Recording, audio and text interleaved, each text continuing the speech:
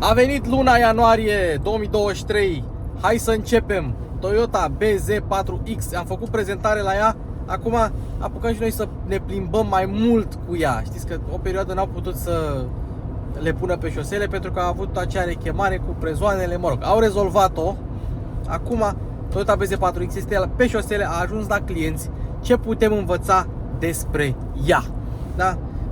Ca să facem un drum, mergem pe la Craiova, doar ce m-am întors de la Craiova, că a fost de sărbători, mă întorc chiar la Craiova. Iar rotăm și lui Mihăiță, vedem ce mai descoperim pe la ea. O să fie un episod așa mai de descoperire a lui BZ4X. Pentru celelalte informații despre BZ4X, aveți review-ul meu cu Toyota BZ4X atunci când am fost la Odorheiu Secuiesc, la prietenii noștri de la Odorheiu Secuiesc Toyota. Deci uitați-vă și la clipul ăla, că și ăla e foarte șmecher cu BZ4X. Beyond Zero clasa 4 X crossover, de la asta vine mașina. Beyond Zero 4 ID4, aceeași clasă medie, și X crossover, de la asta vine Toyota BZ4X. Gata, nu mai lungim. BZ4 Electric X. Dar înainte de toate, hai să vorbim despre cadouri. Vrei să faci un cadou frumos sau ai nevoie de un parfum nou? E bine, mașini cu Luci Popa și cu Basmori fac giveaway cu nu 1, nu 2, ci 3 parfumuri. Ce este Basmori? Basmori este un magazin de parfumuri care sunt importate atât din Europa cât și din Orientul Mijlociu. Un brand mic la început de drum, dar cu dorințe mari de expansiune. Hai să vedem ce dăm la giveaway. Primul parfum este Mazarino Gold, adică un parfum aromatic condimentat masculin. Al doilea este Aroma 4, adică un parfum oriental. Iar al treilea este Romance d'Amour Aqua, adică un parfum acvatic. Acum eu o să vă las în descriere mai multe detalii despre aceste parfumuri și dacă vreți să intrați în concurs, tot ce trebuie să faceți este să fiți abonați la Mașini cu Luci Popa și să spuneți ce ați face cu parfumurile dacă le-ați câștiga. Dacă le-ați face cadou sau dacă le-ați păstra pentru voi. Și dacă vreți să vedeți și alte parfumuri mai are Basmori, intrați pe basmori.ro și dacă vreți să și cumpărați ceva, aveți referral codul meu în descriere sau în primul comentariu. Baftă! Bun, acum suntem pe pilot automat adaptiv în spatele unui camion și o să stăm așa că suntem pe drumul expres. Dar nu suntem pe autostradă, suntem pe drumul expres, care mi-a salvat viața. Adică dacă nu era drumul ăsta expres, eu nu mai făceam drumuri de Craiova. Acum, ce trebuie să vă arăt la pilotul ăsta automat adaptiv? În primul rând, frânează bine, ține banda bine, virează bine, viteza o crește ușor, nu te bruschează, e unul din sistemele bune. În America însă, volanul e capacitiv, aici este rezistiv, da? Și trebuie să reiau eu controlul volanului printr-o mișcare a volanului. În America nu e așa. Însă, ce trebuie să mai țineți minte? Uitați-vă, eu mă uit la cameră, mașina ține banda singură, eu mă uit la cameră, am mâna pe volan, eu țin. Și ce zice aici? Driver inattention detected. Inattention. Bun, și trebuie să te uiți înainte ca să nu mai bipăie. Dacă tu nu te uiți la drum, sistemul se dezactivează. Altă chestie interesantă este faptul că senzorul este aici. Înseamnă că dacă eu fac așa și mă uit la drum, senzorul nu mă vede. Vezi? Îmi zice sit up, driver's face not detected. Deci îmi zice că stau prea jos și că să stau drept. Sit up, driver's face not detected. Bă, da mă, drecu.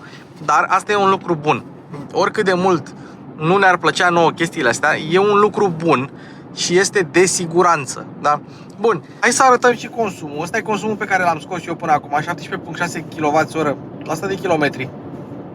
Mă apropii de Craiova, mai am vreo 300 de kilometri până la Craiova. Și ia să vedem, tripul. Am făcut 197 de kilometri cu 17,5 kWh la 100 de kilometri. Are un consum neașteptat de bun mașinuța asta. Și m-am bazat mai mult, fiind 11 grade afară, m-am bazat mai mult pe scaun încălzit și volan încălzit care sunt acolo și care au treaptă de auto. Deci poți să le lași pe auto sau poți să le selectezi tu. Ai și eco pentru climatizare, dar sunt foarte bune, volanul se încălzește foarte bine. Asta e un lucru foarte, foarte bun. Ce-i drept, trebuie să ții minte că dacă pui mâna aici mereu îți va spune mașina să fii atent. La sit up, driver's face not detected. E foarte greu să conduci așa ca la Peugeot-uri, că și Peugeot-urile au ecranul mai sus deasupra volanului. Știi, astfel încât tu să stai, tu să stai așa și să vezi deasupra volanului. Senzorul ăsta e pus un pic ciudat aici, că nu poți să conduci așa. Asta dacă conduci cu pilot automat adaptiv, dacă conduci fără, atunci nu e problemă. Deci ăla este consumul. Avem și, se vede acolo, parbriz încălzit. Însă nu toate versiunile au parbriz încălzit. Se vede, dar nu știu dacă se vede pe cameră. Se văd dungulițele de la parbrizul încălzit. Ei bine, Un lucru interesant la chestia asta, dacă nu ai versiune cu parbriz încălzit, tot ai butonul de parbriz încălzit, pentru că ai parbriz încălzit în dreptul ștergătoarelor ca să nu-ți înghețe ștergătoarele. Cam asta despre Toyota BZ4X momentan. Și nu avem moduri de rulare la versiunea asta, pentru că e versiunea cu tracțiune față, dar avem auto hold și one pedal driving. One pedal driving-ul care nu oprește mașina, doar regenerează mult mai mult curent decât te-ai așteptat tu la prima vedere. Și cam așa este vizibilitatea. Deci, ca să vă pun unghiul, cam așa văd eu, cam așa stau eu. Vedeți cum se vede și cum îți mănâncă puțin așa din vizibilitatea parbrizului. Tum. Vedeți? Voi v-ați putea obișnui cu chestia asta. Alt detaliu, oglinzile mari, vizibilitatea bună în față, vizibilitate bună. Bine, nu se vede de ăsta, dar și vizibilitatea laterală este bună, vizibilitatea în oglindă este bună. Asta 3 sferturi s-ar putea să aibă un pic de suferit din cauza montantului C, destul de gros. Scaunele, mega confortabile, așa cum am zis și la primul review cu BZ4X, suport lombar, suport pentru înălțime, suport pentru genunchi, ai foarte multe suporturi, încălzire, ventilație și cam tot ce ai nevoie. Bun, asta e ce pot să spun în plus față de review-ul meu celălalt la BZ4X. Deci Toyota face niște scaune demențiale, nu obosește absolut deloc. Absolut deloc în ele. Gata, o să închid, o să fiu atent la drum și o să ne vedem la Craiova. Bun, astea sunt farurile care sunt Matrix, fac treaba destul de bună. Tranziția pixelilor nu este la fel de evidentă cum este la alte mașini, să zicem. Dar tot poți să vezi așa, cu timpul poți să vezi câte un pixel care mai mișcă. Și o să testăm și faza lungă, dar nu vreau să-l orbim pe domnul cu Megane. Intrăm acum pe o aleuță, fază scurtă, fază lungă. Și uitați-vă la I10 acolo, da? Este o zonă mică de penumbră albastră pe care nu am mai văzut-o la alte mașini cu faruri LED. Îi dai așa și dispare exact de unde începe faza lungă. E o mică zonă de penumbră. Se vede foarte bine pe o mașină albă sau pe un număr de matriculare alb. Am fost să o încărcăm, am încărcat-o, dar fiți atenți, o chestie mișto la mașină. De fapt, 3 chestii mișto. 1. Te apropii de mașină cu cheia în buzunar, se aprinde întâi lumina că îți recunoaște cheia și ai lumina de curtoazie. Asta e foarte tare. O deschizi prin keyless, nimic ieșit din comun aici, intri la volan, dacă ești cu ea la încărcat, când și vrei să o pornești și apeși pe butonul de start, apare aici un mod, se numește Room Mode. Room Mode în sensul că stai la încărcat cu ea, stai cu ea pornită, dar nu poți să pleci, e Room Mode, efectiv, ai toate sistemele pornite, ca și când ar fi pornită, doar că nu poți să pleci cu ea, se numește Room Mode. Am scos-o de la încărcat, nu mai pot să mai arăt asta acum, dar probabil cea mai tare chestie, stai să aprindem și lumina, ca să ne și vedem, e o chestie, dacă vrei să o pornești și are sistemul de comfort access, gen să se dea scaunul în spate, pornești, vine scaunul cu memorie și dacă tu te împingi în scaun, ei bine, atunci scaunul se dă înapoi. Deci ia să vedem. Eu sunt așa, îi dau pe scaunul meu cu memorie și eu mă împing în el și se dă în spate. Astfel încât dacă e memoria setată pentru un pitic și se suie cineva înalt, să nu fie prins între scaun și volan. Asta e foarte tare. Nu știu cum se numește funcția asta sau dacă are un nume, dar mi se pare absolut genială, pentru că de fiecare dată când am pornit-o, am apăsat pe frână, m-am împins în scaun ca să iau centura și s-a dus scaunul în spate. Dacă n-am făcut chestia asta, memoria venea. Și dacă tragi centura și dacă nu tragi centura, tot se întâmplă chestia asta. Deci e un mod de acces pentru persoanele înalte după ce ai o memorie de om mic. Foarte tare, scurez dacă și la Lexus e așa, o să încerc. Dar cred că e. Și ia uite-o. Aparent se fac pregătiri pentru Revelion 2024. Hobăr mai claxona, că trebuie să arăt. Ia uite, trebuie să arăt Toyota BZ4X, să facem și un ocol al mașinii pe alb. Mi-am filmat-o pe roșu înainte, dar așa arată mașina pe alb. Ia să vedem. Hai, Popa, că încep să mă îndrăgostesc de Toyota cu tine. Da. Hai că nu pot să mă minți, chiar așa. Bă, e o mașină foarte frumoasă, foarte exotică. Bă, exotică este, Ce nu înțeleg eu de ce nu e un RAV4 și de ce au schimbat, de ce e o altă mașină cu altă denumire. Pe BZ4X în loc de RAV4, știi? Au schimbat literele, da. Pentru că RAV4 e făcută pe platformă și asta e făcută pe Subaru. prima platformă 100% de electrice de Toyota. Și nu e și un Subaru. Subaru Solterra. Da, și platforma a fost făcută în colaborare cu Subaru. Sunt 3 mașini, deocamdată 4. Că bine, BZ3 n-a apărut, dar e BZ4X, Subaru Solterra, care e asta cu siglă de Subaru, și e Lexus RZ, care e asta cu siglă de Lexus. Bine, cu ceva mai multe dotări, alte materiale și așa mai departe. Deci, ia uite, scrie electric. Uite, ce sunt astea aici pe mașină? Ce sunt astea albe? Muște. Spune poezia, hai. Musca trage la și românul la Passat. Păi uite Passat. unde sunt muștele, du-te dacă îți vezi dacă e vreo muscă pe Passat. În primul rând, bate soarele și mașina e caldă. Stă tu în soare de ore întregi. Păi și e aia, nemișcată. aia unde stă tu, la umbră? Păi ce, nu sunt muște? Du-te tu și găsești o muscă pe ea. Dar vrei să știi ceva? Am observat că muștele se duc la mașinile albe. Dar nu înțeleg de ce. Deci asta cu musca trebuie să o reformulezi, să știi. Păi da, da. Musca trage la Pentru că cărcat. eu am filmat un Avensis care avea muscă în triplă, nu într-un ea. Da, mă, da, musca trage la nu trage la Passat musca. Românul trage la Passat. Ah, Veni corect. și tu îmbrăcat în siglă, cu șapca de la mine, cadou. Un să cadou filmăm mi-ai făcut Toyota, și da. tu odată. Exact. Bun. Model electric, tracțiune față sau integrală, poți să ai 204 cai pe față, 218 cai integrală, da? Baterie 64 kWh net, 71 brut, se încarcă la 150 de kW putere maximă, deci undeva 10-80% în jumătate de oră, cam așa. Iarna eu am tras din stație de 75 cu 75, deci n-am putut să încerc mai multe. Echipare luxury style, adică cea de top, preț cu rabla cu tot. Asta cu tracțiune față, că nu e cu tracțiune integrală, cât e, mă? 48.000. Aia cu tracțiune integrală e 50.000. Și cam asta este Toyota BZ4X. Hai să-ți arăt o chestie mișto. Știi că la hibridele de la Toyota, da, avem sigla albastră pe cheie Și pe grilă, da, și pe asta sigla, e da, e sigla normală. clasică. Pentru că la Toyota cele economice sunt hibridele, nu sunt nici electricele, nici terbicele. Și hai să-ți mai arăt un lucru. Avem buton de AC, să poți să răcești sau când încălzești mașina. Oricum, e iarna. un model foarte controversat, pentru că toată lumea zice, bă, și voi v-ați apucat tocmai acum de electrice, care toată viața ați făcut hibrid. Da, mă, da, vezi tu, în China există CHR electric de ceva ani, există Lexusul X300e, doar că asta e prima platformă 100% e-TNGA și pe care o poți să o facă tracțiune față, spate, integrală, poți să facă multe chestii. Da. Dar, în adevăr, are niște elemente din astea de design un pic mai ciudățele. Deci Uite, e ciudată, dar e o ciudățenie frumoasă așa cumva. Mie îmi place, Da. deși nu-mi place Prize de aer reale. marca asta nu-mi place, dar modelul ăsta așa îmi place, în mare.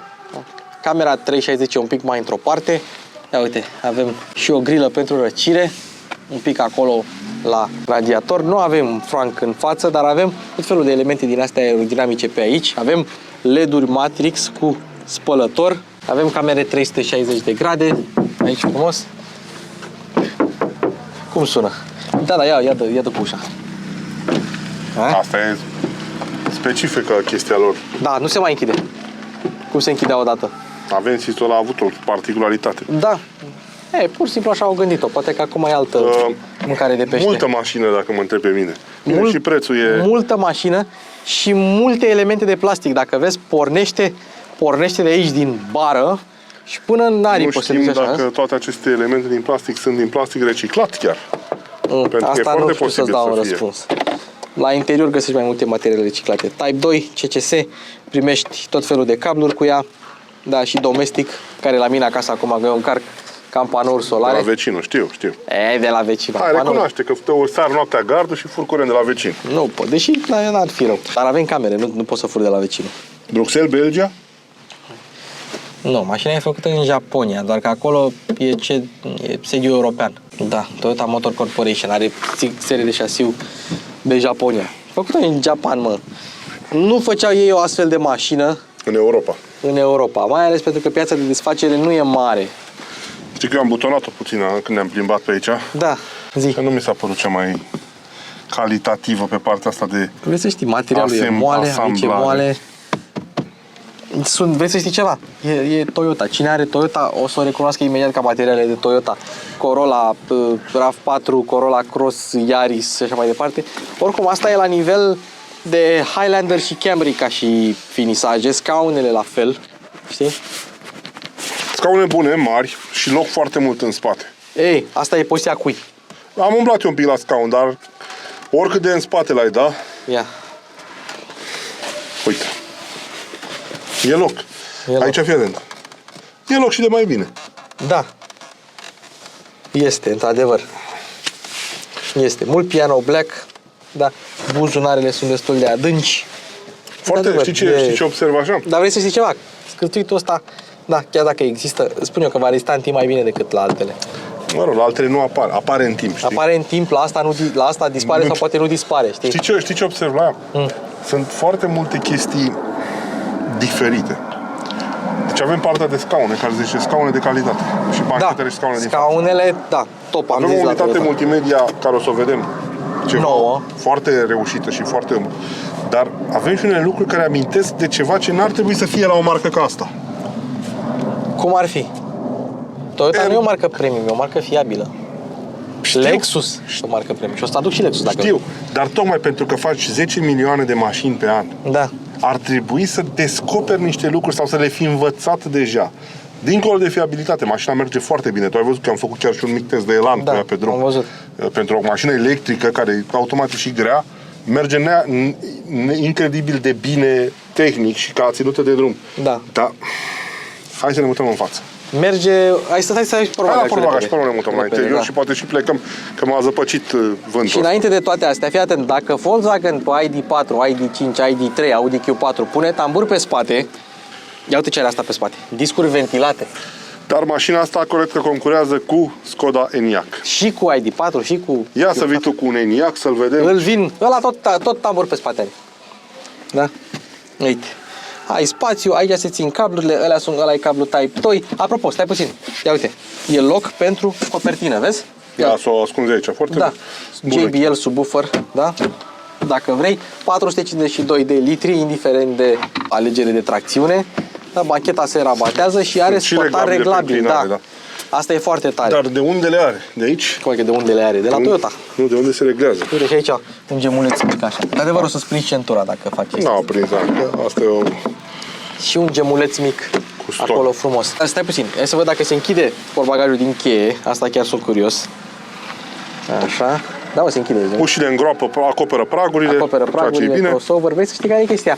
Dacă ți iei versiunea cu tracțiune integrală, ai niște moduri de off-road gândite de către Subaru. Știi? Garda la sol nu e cea mai mare, 180 de milimetri, dar e ok. Mașina pare că are gardă dacă te uiți la ea.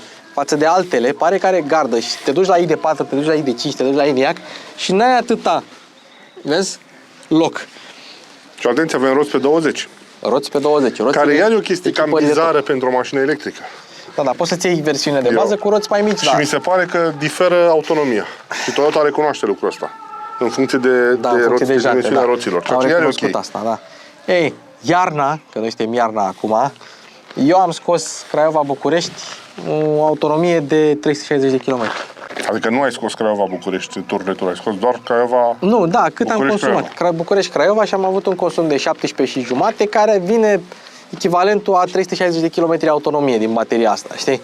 Cam asta e. Ai plafon panoramic dacă ți iei versiunea de top, ai scaune încălzite în spate dacă ți iei Plafon versiunea de panoramic top. care nu se desface. Da, e doar plafon panoramic, da. E acoperiș transparent, adică. Uite, acum o să dau cu zoom. Avem airbag central ca să nu se lovească pasagerii între ei, Cap în cap. cap în cap. Exact. ISOFIX în spate, dar nu cred că avem în față, pentru că nu sunt multe branduri care oferă ISOFIX în față. O, că nu e făcut nimic în România, stai liniștit. Degeaba cauți. Înțelegi? Ia uite. Scaune încălzite, ventilate, pielea e perforată. La seria 3, de exemplu, nu poți să sunt de foarte bună calitate. Da, da. Sunt, să știi, chiar și la Camry și la orice Toyota nouă, Mi scaunele se sunt pare mai mega bune decât la confortabile. Camry, să știi. Ei, dar fii atent aici. Am condus recent ultimul Mercedes S-Class, da? Ăsta are bord textil, ăla avea bord de lemn, da? Dădeai în S-Class, suna gol. Înțelegi? Și la asta sună un pic Da, ia uite aici. la fel. Ce? Moale. Da. Ei, mașina asta nu are torpedou. Cum nu are tot? Nu are torpedou. Păi ce are acolo? Pompa de căldură. Aia, de nu ne-a băgat nouă căldură, am văzut. Dă-i, nu mai glumică, te crede lumea. Așa, fii atent, aici, da? Uite, Hai că mă urc eu la volan atunci. urcă-te, mă. Aici, frumos, da? Mochetă, să o cureți. Aici, frumos. Se vede, da, priză de 12, aici 2 USB-C-uri și aici dă-mi un telefon.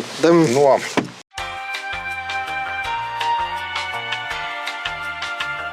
Continuăm. Da, avem aici un suport pentru telefon, să poți să-l ții la încărcat. Da. Sau la Apple CarPlay, da? Și o ergonomie de Mr. Miyagi. Fii atent aici. Wireless charging cu USB-A pentru Apple CarPlay și Android Auto, Apple CarPlay wireless. Și cutia. Și aici poți să vezi dacă ai telefonul în el.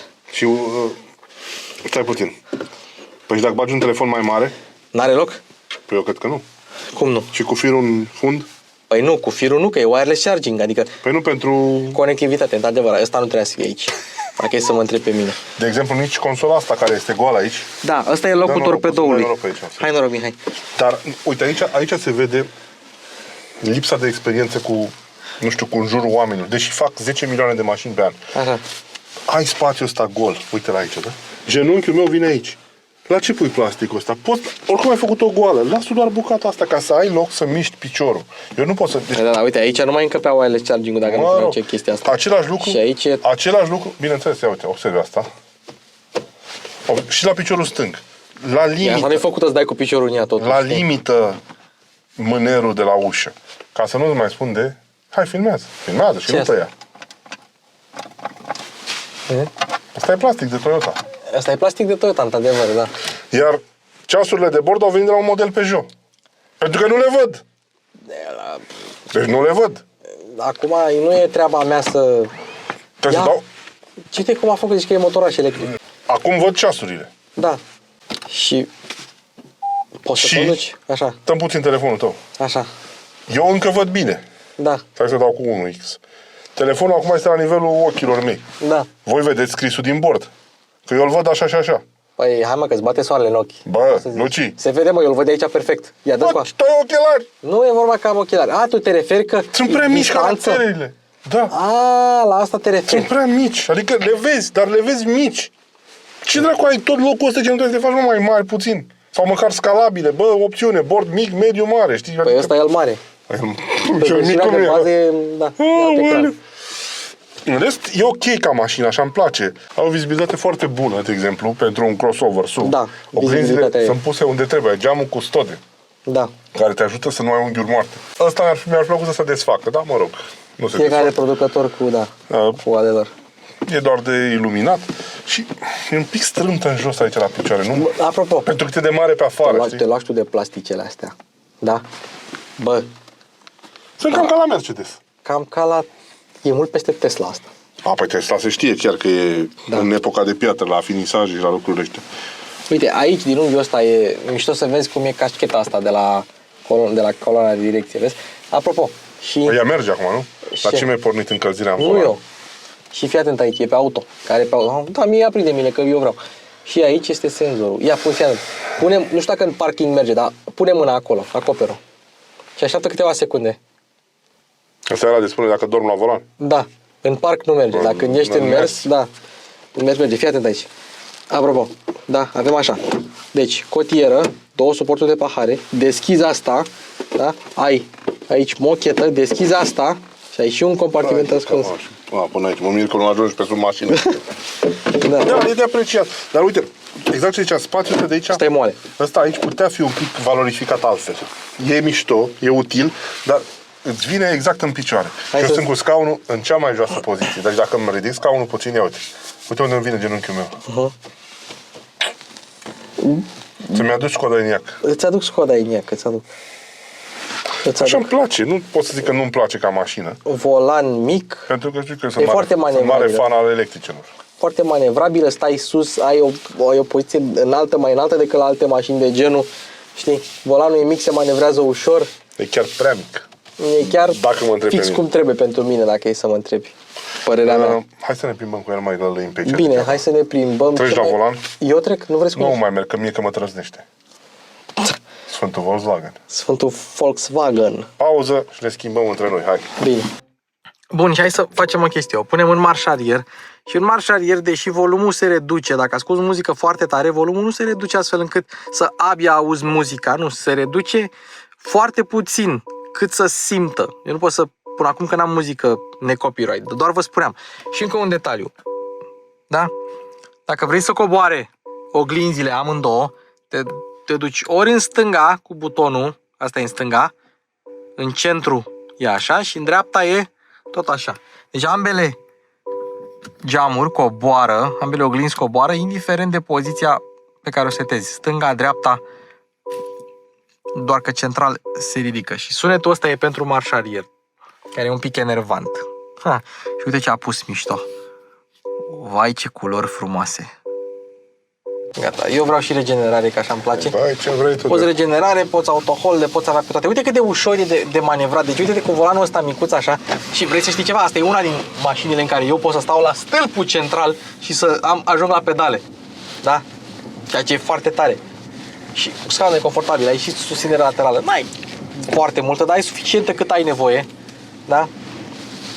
Și volanul subțire și micuț așa și poziția e relaxată. Eu nu trebuie să stau mega încordat la volan. Uite cât de ușor se manevrează. Bam, uite. Bam, bam. Da? Și nu mai vorbesc de faptul că văzut și că făcurăm liniuța aia, știi? O repriză cu pasat pe sus asta. 204 cai tracțiune față. Într-adevăr, dacă vrei să pleci cu ea de pe loc tare, o să piardă aderența, că e tracțiune față și are mult cuplu. Bine, dacă stai să te gândești așa, n-are așa de mult cuplu. Are 265 Nm. Dar sunt toți instanți. Știi? Adică vum. Da. Wow. Știi? Uite, bam, foarte manevrabilă. Foarte manevrabilă. N-am niciun stres cu ea. Regenerează bine. Consumul a fost bun pe fric.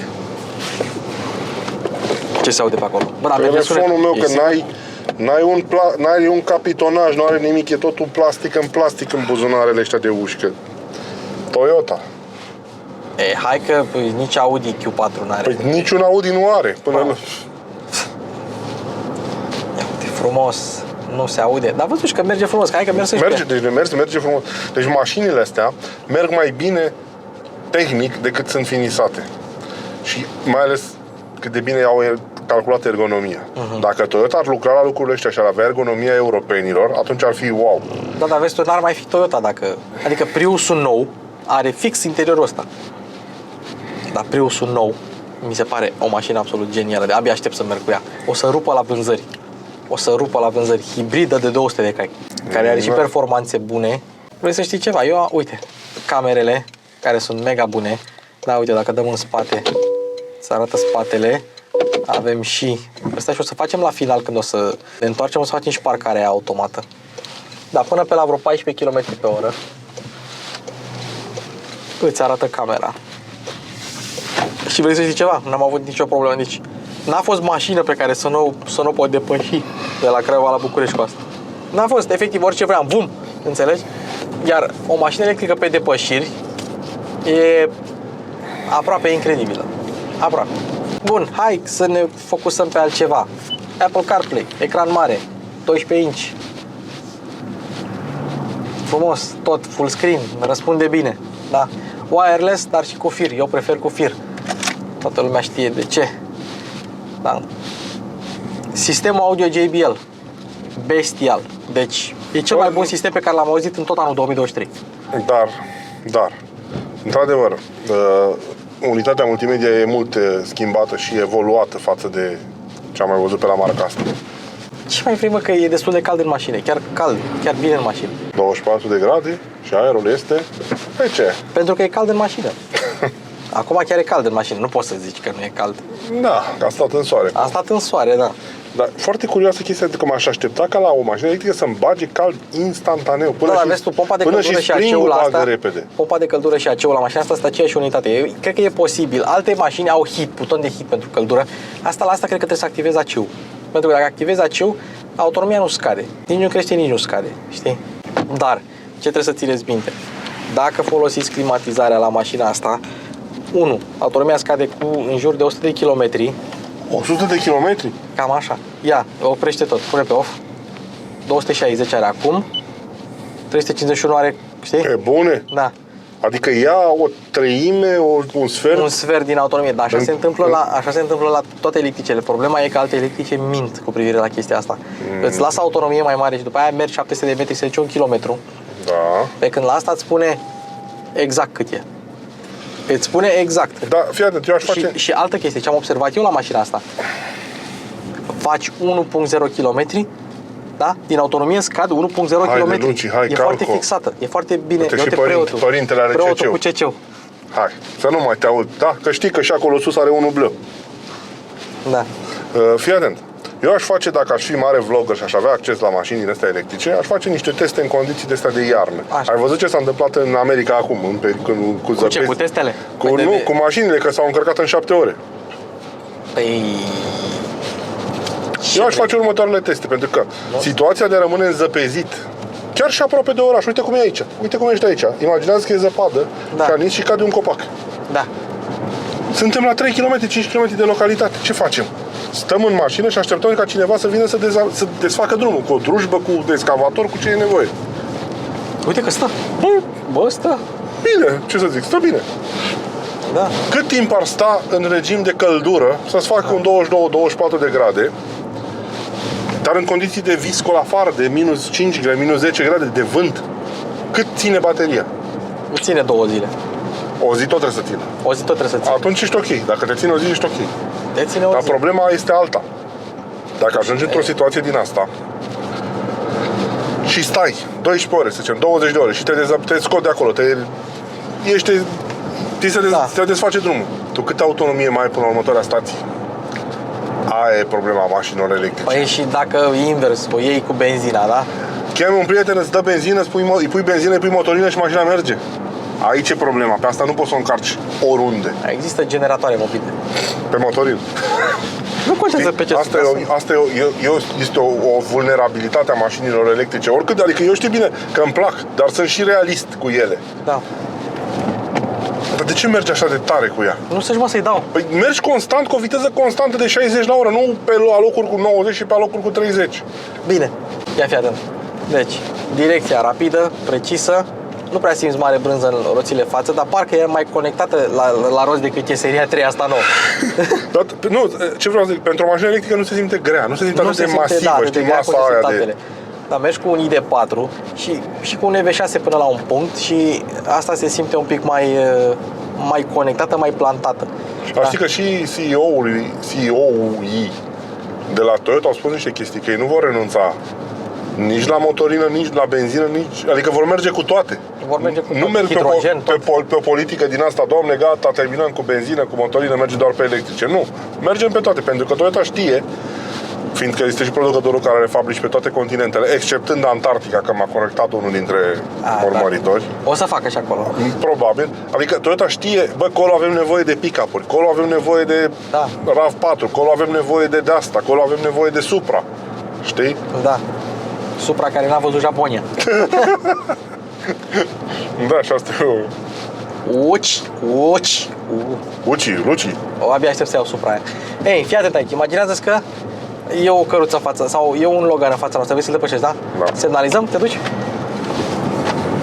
Gata. Asta a fost depășirea. N-a fost mașină pe care să nu o depășesc. Înțelegi? Deci nu există. Electricienilor. Băi, poți să mergi tu cu Supra și nu depășești atât de tare. Înțelegi? De asta Tesla este ce este. În ciuda finisajelor, problemele cu rugina și așa mai departe. Cu vopseaua. Exact. Pe când la Toyota știi că o să reziste în timp orice ar fi. Știi? Și apropo, mașina are garanție 6 ani 200.000 km, dar știi că bateria asta e garantată în unele piețe, în unele condiții la 1 milion de kilometri? 1 milion de kilometri? 1 milion de kilometri bateria asta. Fucking milion de kilometri. Cu atâtea cicluri de încărcare? Da. Și încă o chestie, știi că electricele au cicluri, au o limită de cicluri de încărcare rapidă la 24 de ore? Undeva la 2 limita, nu știu cât e la asta, dar testele au 2 încărcări blană în 24 de ore ca să protejeze durata de viața bateriei. Și la asta cred că tot așa. Hai! Da.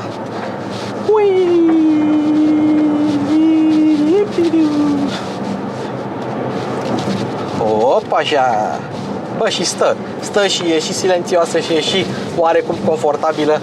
Da, ok, nu e Citroen C6 să plutească, știi?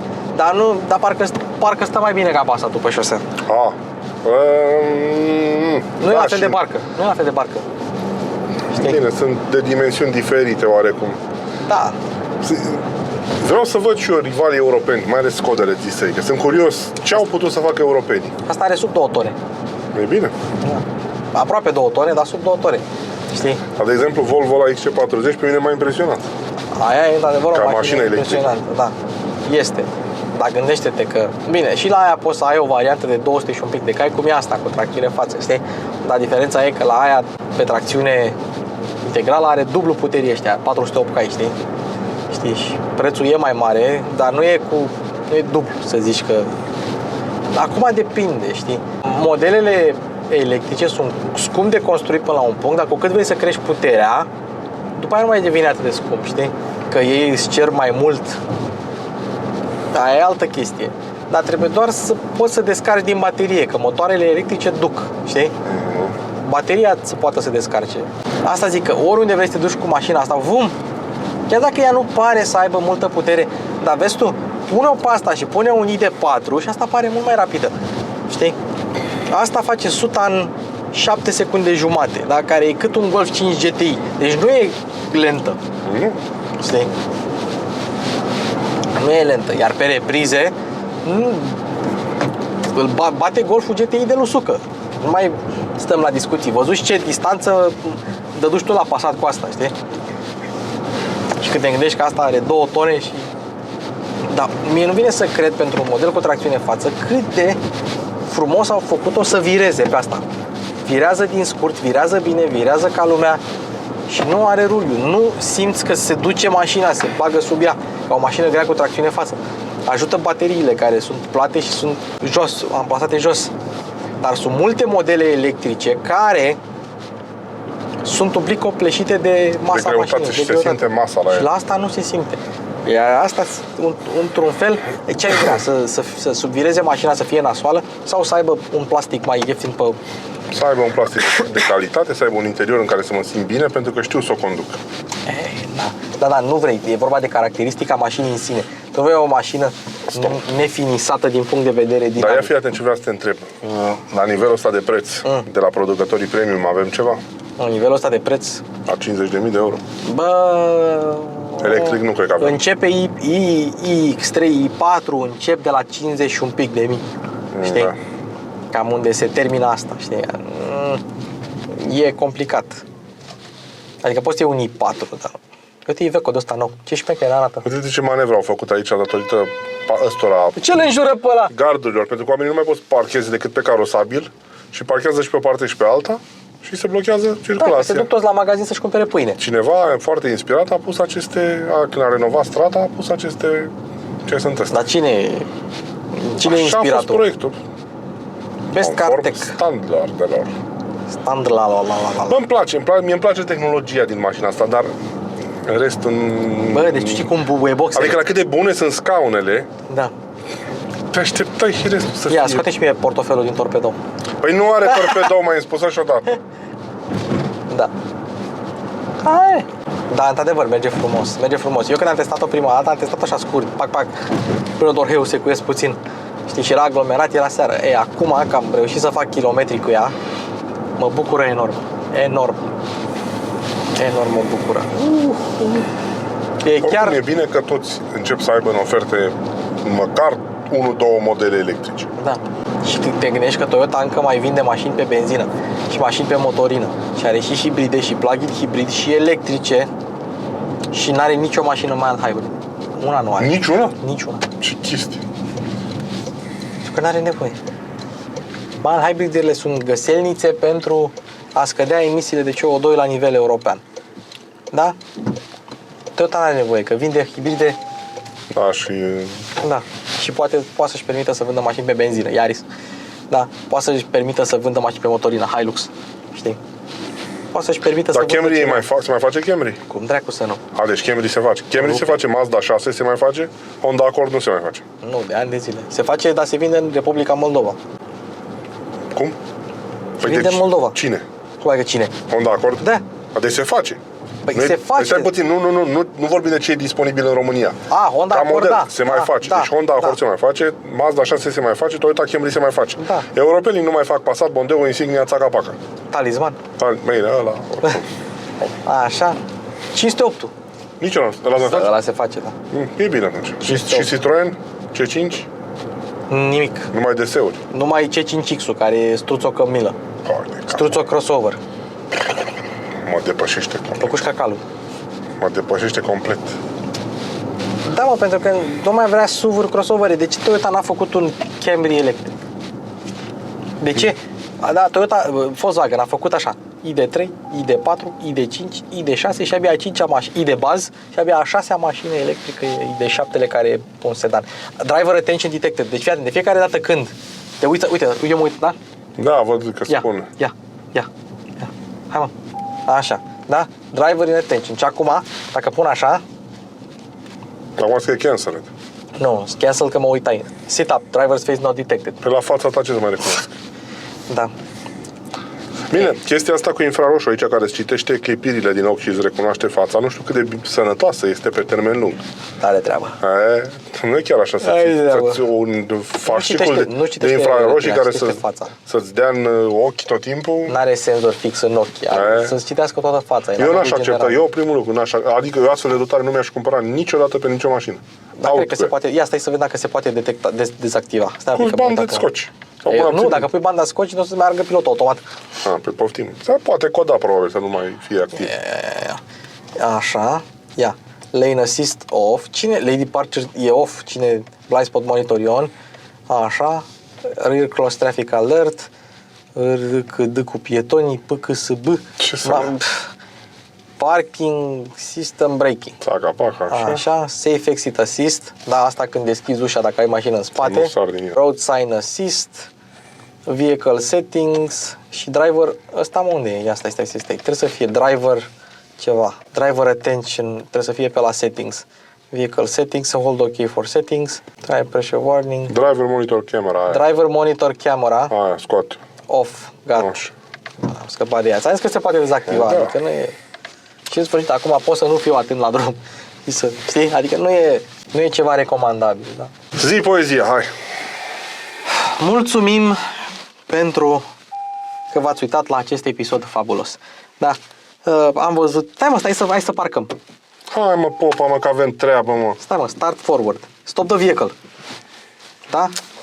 Start forward, da? Și unde vrei să parchezi în mașina omului din față? Stop the vehicle. Păi nici nu ești pus cum trebuie. Unavailable. Păi, așa se face. Start, mă. Și uite, parchează, vezi?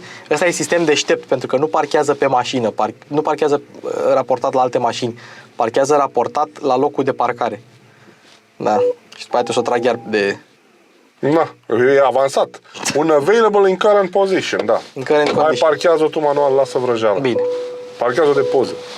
O parchez de poză. Gata, mulțumim. Niciodată nu vă bazați pe sistemele astea. Eu nu, că eu știu să parchez. Da. Teoretic. Teoretic. Da, mulțumim pentru atenție. Al doilea clip cu Toyota BZ4X. Am văzut o mașină interesantă, să știi. Așa. Țineți minte 3 cuvinte, Vadim Tudor, președinte. Mulțumim pentru... Ce? Haide, că mă aștept să mă aud că te-ai înscris în aur. Nu mă înscriu în politică. Da, o mașină interesantă, o mașină electrică diferită. Nu că n-ar fi multe diferite, dar are avantajele ei. Autonomia s-a dovedit a fi bună, da? S-a dovedit a fi bună, asta iarna. Dotări are destule, sistemul audio e bun, se conduce frumos, scaunele sunt confortabile, are un plastic piș-picolo, dar nu există mașină perfectă. Să știi că și plasticele, până la urmă poți trece cu peste. Așa sunt la foarte multe mașini noi din prezent, genul ăsta de plastic. Un pic la ergonomie, asta dacă s-ar mai lucra, ar fi chiar wow. La ergonomie n-am simțit că îmi lipsesc prea multe. Adică am aici 65. Toate pentru... Ergonomie înseamnă, nu înseamnă... Păi eu asta zic, adică un producător care face mașini pentru toată planeta. Că aici n-ai loc? Ba da, dar unde îmi stau genunchii? Unde stau? Unul într-un... Păi da, dar trebuie să stai și tu așa. Păi la drum lung nu poți să stai așa, pentru că vei nebuni. Da. Exact. Asta e... Mă rog, te așteptai ca la un producător ca asta să aibă un pic mai... Știi? Uite, Highlander-ul ți-a plăcut. Mai mare puțin. Adică mașina e suficient de mare cât să ai spațiu în ea de adevăratele, știi? Bun, asta fiind spuse, nu trebuie să vă mai abonați la mașini cu Luci Popa. Ba da, pentru că oricum are mai mulți abonați ca mine cu câteva sute și este într-o continuă creștere. Doar la înălțime nu sunt în creștere. Sunteți abonați la Automasterchef by Mihai Popescu. Da, pentru că numai așa putem continua împreună să vin eu de la București până la Și să vă Craiova. uitați la toate clipurile noastre. Uitați-vă la câte... Like, share, subscribe, astea sunt la îndemâna oricui, nu costă nimic, e doar la un click distanță. Da. Mulțumim pentru atenție, mulțumim Și Toyota ne pentru vedem. BZ4X. Și următoarea mașină, nu, până la Supra mai am una de testat. Ce mai e? Corolla Cross. Vrei să o vezi? Da. Hai că Ne vedem cu bine în noi și noi episoade. Ciao. Mulțumim pentru tot.